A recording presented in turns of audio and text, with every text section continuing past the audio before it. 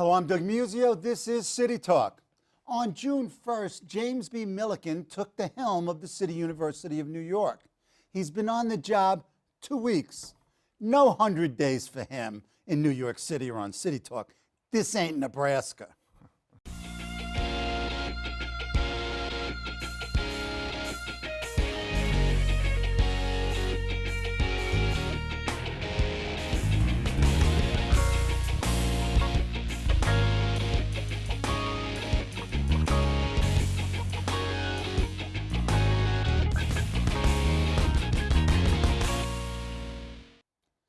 Chancellor Milliken was the unanimous and enthusiastic choice of the CUNY Board of Trustees.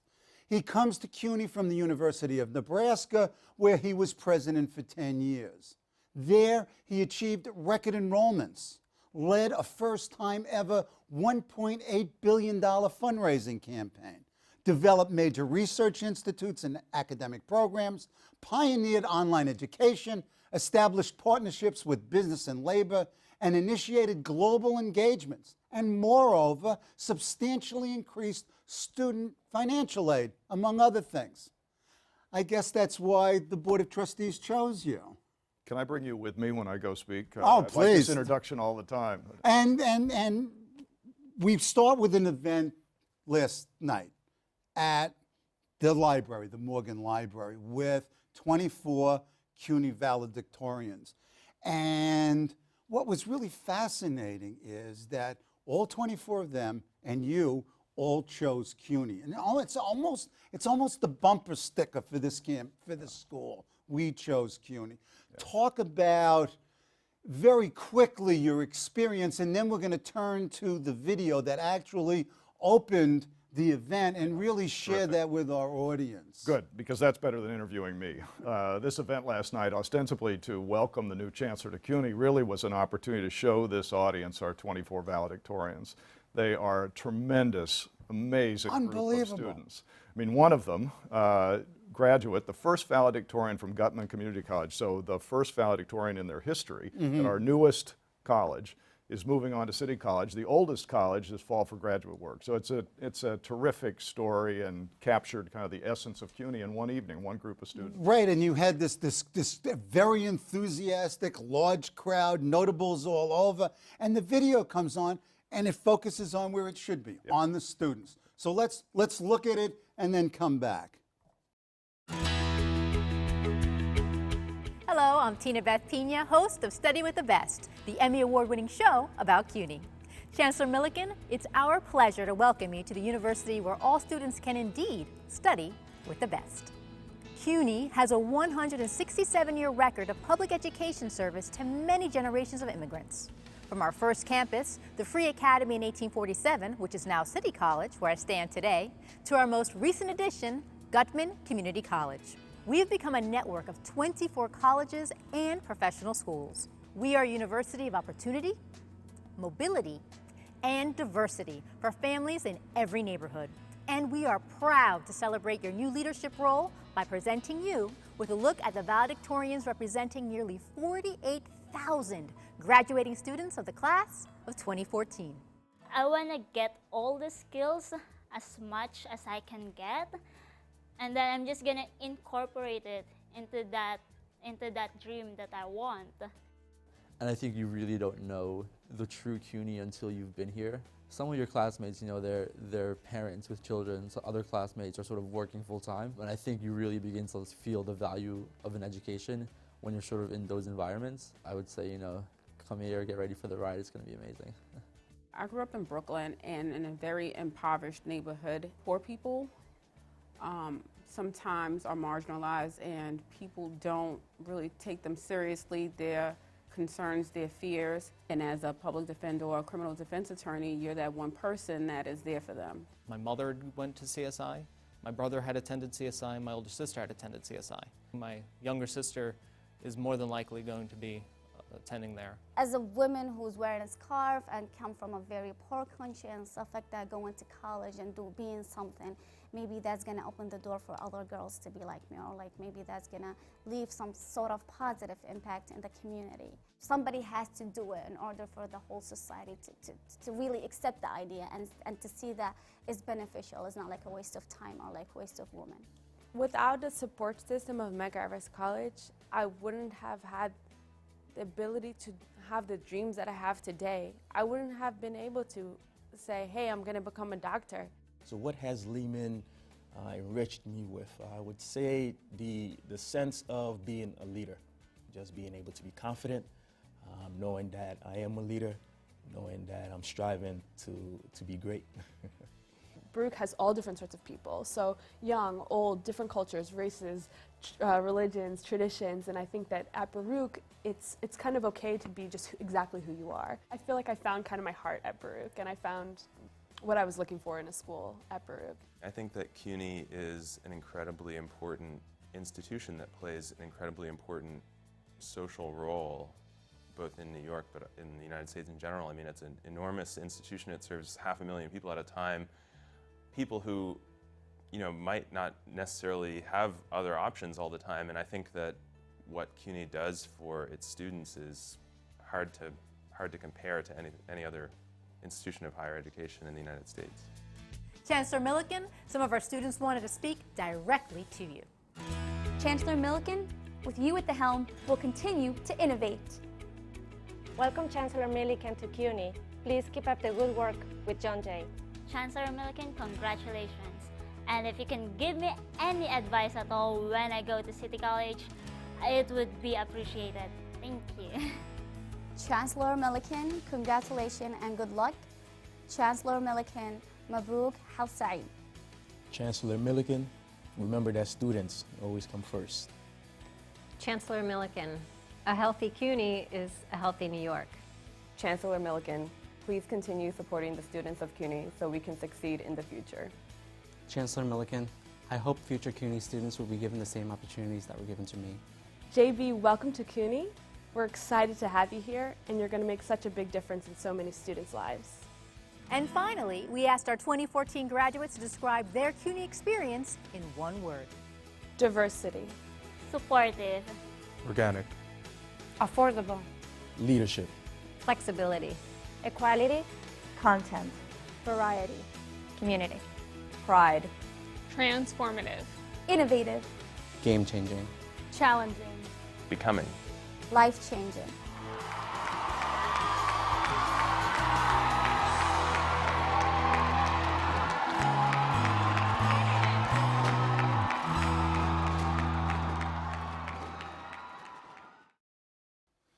Fabulous young people. I mean, this is the future. I mean, Yeah. and that's okay. You did a piece for the Daily News, an op-ed piece, where you talked about coming home.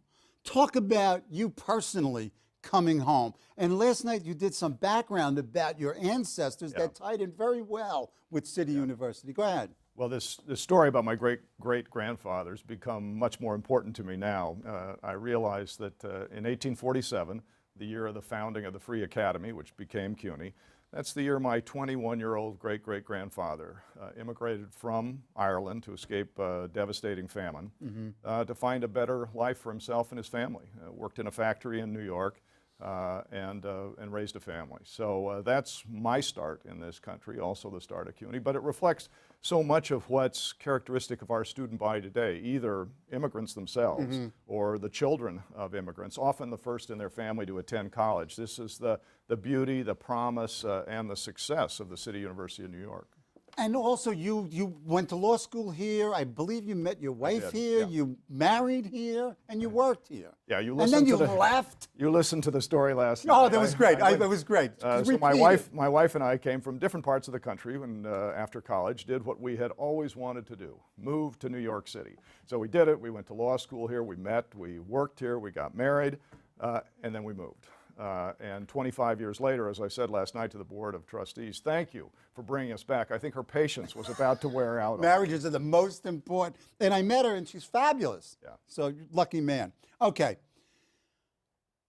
Why, like the valedictorians, did you choose CUNY? Why CUNY? And more than why we chose you, why did you choose us? Yeah. Well, I've spent the last 25 years of my life in public higher education. It's enormously important. 75% of the students in this country who are enrolled in college are in public higher education. It drives our economy, it drives our country.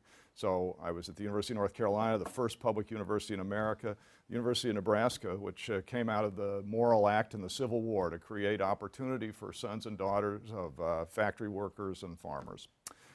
CUNY may be the best example, the embodiment of the promise of public higher education in this nation, which is enormously broad access, inviting students and accepting them and helping them succeed at almost any level, but also ensuring high quality. Mm-hmm. So it's a balance. All public higher education is. How do we expand the access, bring more students in, allow them the chance to succeed, and provide them with a high quality degree? And that's what CUNY does better than almost any place. Okay. As a political analyst, looking at last night's remarks again, First Deputy Shorus's remarks are especially important, a strong statement of support by the administration, and it seems to be a hallmark of Bill de Blasio's both rhetoric and actions. Talk about the relationship. I mean, you're only here 2+ weeks, but you know the deal between the City of New York now and the University of New York now. Well, one of the first meetings I had was with the mayor and Tony Shorus, and I'm delighted with the commitment that the mayor has to the City University of New York. It really is a strong one. To the graduates of our high schools in New York, to the people in New York. There really is, I think, probably no more important institution in New York City than the City University. It's the intellectual infrastructure of the city. It's training the high-quality workforce for the 21st century. It's providing for economic growth and educating the teachers for our schools and the healthcare workers. And so there has to be a strong partnership between the city and the City University. It's what's going to make it work for all of us. And also strong partnerships with other universities. The university infrastructure here is outstanding, and CUNY has been a pioneer in establishing those relationships with the NYUs, the Columbias, etc. Talk about the budget. I mean, let's talk about bucks. The new budget, and the financial analysis that CUNY did of the budget, the executive budget 2014-15 is a fairly favorable budget to CUNY. Where else does CUNY need money? Whether it's in obviously, ask the Chancellor, both in terms of operating, but also in terms of capital, construction. Well, you know, it's no question that public higher education in this country, all higher education, is under fiscal pressure that we haven't seen before. So we're going to have to find new ways to support our institutions, probably an increasing role for philanthropy at CUNY as well as other institutions around the country. And you've done this. And I've done that. It's an important part of it, more so than any time in the past in public institutions. But it is fundamentally important that our public institutions support our public universities. Mm-hmm. So the importance of the city and the state of New York investing in CUNY, it can't be overstated. Last night I said I wanted to buy futures in these students, but then I thought that is what we're doing. We're investing. Yep. This is a very low risk, very high return on capital investment that we make in the talent of our people and the talent of our young people who are going to drive this economy, this city, for decades to come. Okay. Now, you're from Nebraska, most recently. And that state, I said, this ain't Nebraska, and in many ways it's a shame that we aren't Nebraska, because that state really reveres its public universities. New York, both the city and the state, has never given its public institutions, whether CUNY or SUNY, the same kind of respect and affection. Specifically, how do you as Chancellor promote the narrative of higher public education in New York? Yeah. What's the story? Well, first of all, there's no question that there are different traditions in the Northeast and the East Coast than there are in the Midwest and the West Coast in terms of public and private higher education. And our private institutions are terrific. I'm a product of one from law school.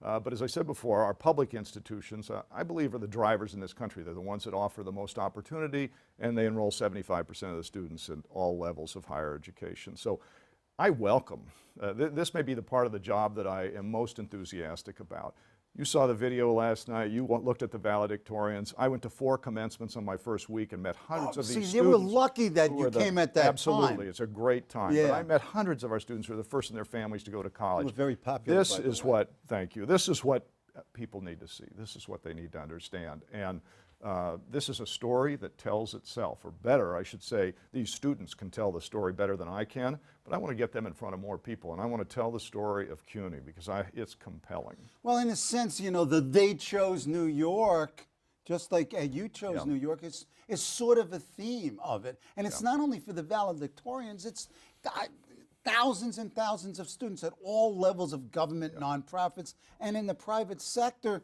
go on and provide the energy in the system. It's really quite incredible, and I agree. You're very good at this. Just keep going. Oh, okay, yeah. I mean, you keep going. I mean, you know, Matt Goldstein's a tough act to follow. I served under Matt at Baruch to help him develop the School of Public Affairs there.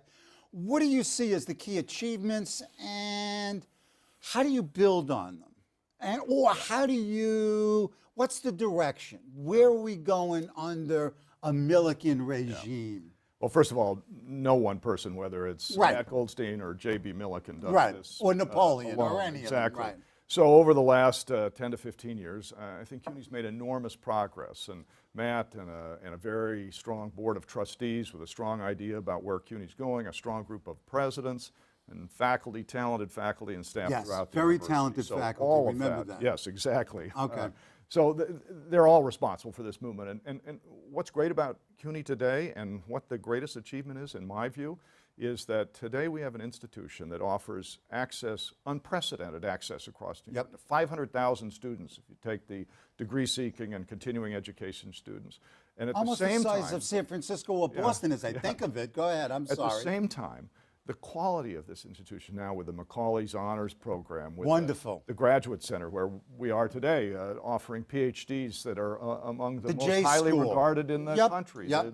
The new J School, the law school, the new School of Public Health, Yep. which is going to be tremendous. I mean, these are, this is the great mission of public higher education. Extend access, provide opportunity, and offer high quality. And that's what CUNY's done very, very well.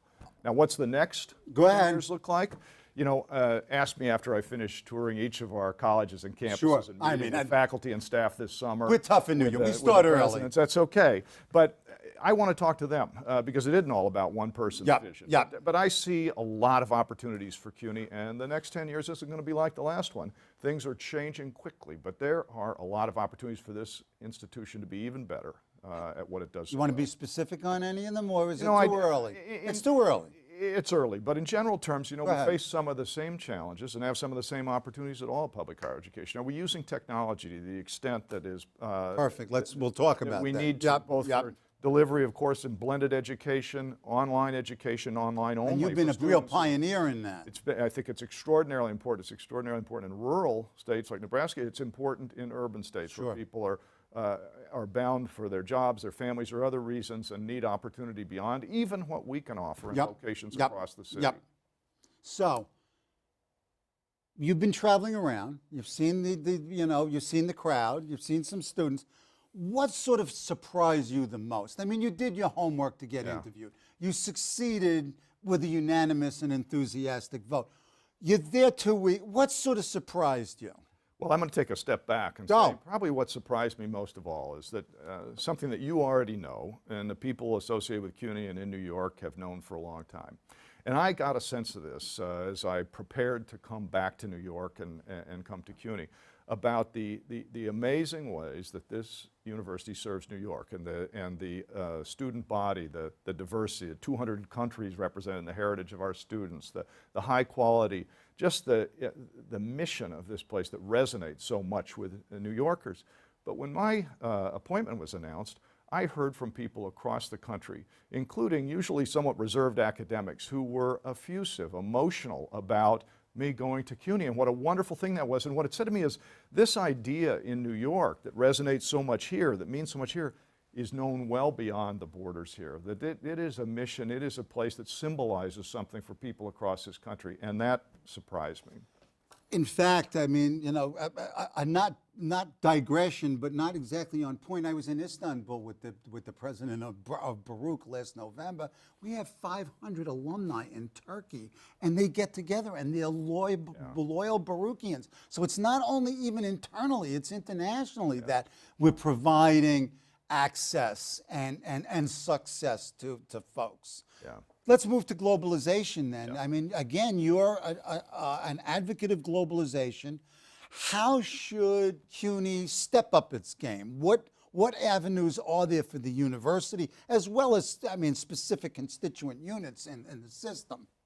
Well, first of all, I'm glad you were in Turkey because I've got a special interest in Turkey, and we've started programs at University. Send me. I'll be director of anything. Outside of Istanbul, and Hacettepe with a medical program in public health. Nice.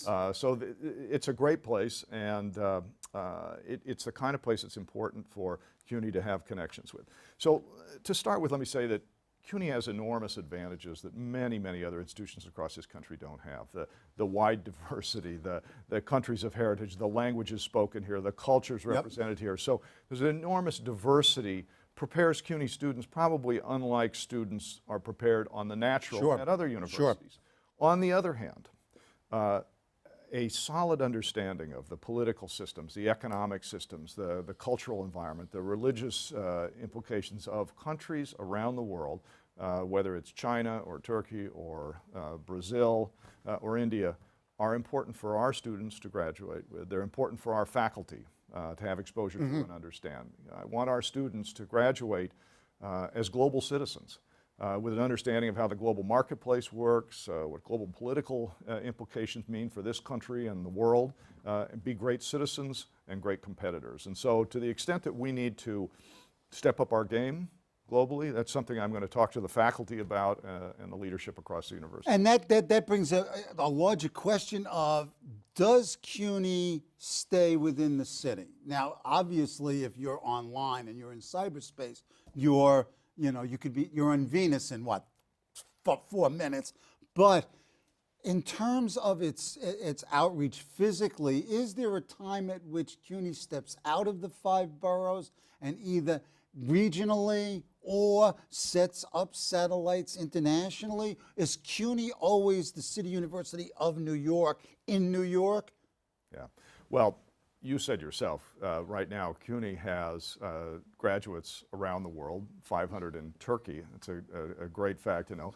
1 million graduates in New York State that are contributing to the economy here, paying taxes, building communities. So CUNY's impact is felt well beyond New York City in a variety of ways.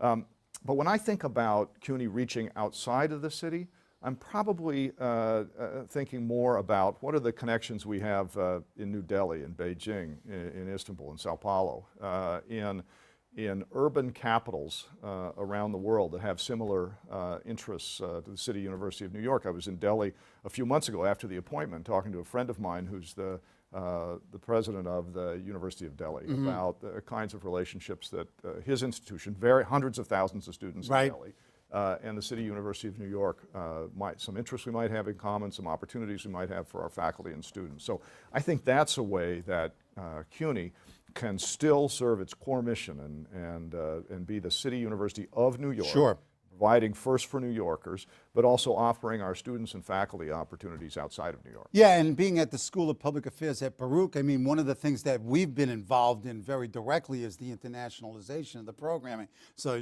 we've gone to Shanghai, and we were in Ghent, and in Sao Paulo, and that's happening in other units. So, whether, at each of the individual schools, you're beginning to see these tentacles reaching out. Talk about MOOCs. Talk about MOOCs a little bit. Is there a future for mass education online coming out of CUNY, or is it more specialized and more hybrid? Yeah. Well, I think the jury's still out on what the ultimate evolution of MOOCs will look like. Right. But I led the partnership at Nebraska to join Coursera, which is one of the largest of these MOOC platforms, for really to give our faculty an opportunity to participate if they chose Interesting to create stuff. these courses for hundreds of thousands of students at a time instead of scores of them at a time, maybe in a lecture hall. I do think that it is important that our faculty are taking full advantage of the technological advances that are available. And of course it's going to be, they're going to be the ones that do it. It's not an administrator who decrees that this is what we'll do. But I think there are opportunities for our students in the classroom, with the flipped classroom, with blended education, but there are also opportunities outside. And there are a lot of reasons why you would be engaged in MOOCs or online-only education. And, you know, I need to get a better sense this summer of what we're doing today. I have some sense of that, what our faculty's interests are. But part of it is building the CUNY brand and offering our faculty the opportunity for a broader experience in pursuing their interests as well. We welcome it. A little bit of inside baseball. Many observers, including many faculty members, believe that CUNY has sort of steadily increased its more centrally directed system, and they point to matters of structure, matters of policy like pathways. Do you agree with, do you see any validity in the characterization? And if so, what are the ups and downsides of such? Yeah, well, this is probably one I have to ask you that question. This is probably one of those cases where the similarities are stronger than the differences for CUNY. So I would say that in every multi-campus university in America, every university system in America, these are issues, and this discussion goes on. It won't surprise you that typically the people on the campuses think that it's over-centralized, and the people at the central administration right, exactly. probably but we're right. I mean, I'm sorry. But, go ahead. You know, to me, this is an important question. It is. And but it is, like many other things, a balance. It's not, this isn't black or white, it isn't either or. There are great advantages to leveraging, to economies of scale, to efficiencies, to taking out the friction for our students so we increase mobility, ease of mobility, and give them the experience that they need. On the other hand, we want to encourage innovation, entrepreneurship, ownership, management at the level of delivery. So it is a balance. How do we do this? I've begun a conversation with the presidents about this. I'll continue one. But that's my goal, is to strike the appropriate balance there so that we take advantage of the opportunities that we have as the City University of New York with all these important components, but also foster and promote innovation. We've run out of time, but I'm going to make the producer crazy. Real quick, next June when you join us here, what would you like to be able to tell me in 1 or 2 sentences? That CUNY is continuing to deliver on this incredible mission that it has and this promise for New Yorkers, and doing it even better than it was doing in June of 2014. Excellent. We love it. Thank you very much. Along with our thanks to CUNY Chancellor James Milliken for being on the show is our invitation to come back anytime. You don't have to wait till June. We could do periodic reports. I accept. Thank you. Join me next week when my guest will be the nicest man in Albany. Or is he? New York State Controller Tom DiNapoli here on CUNY TV. Wonderful.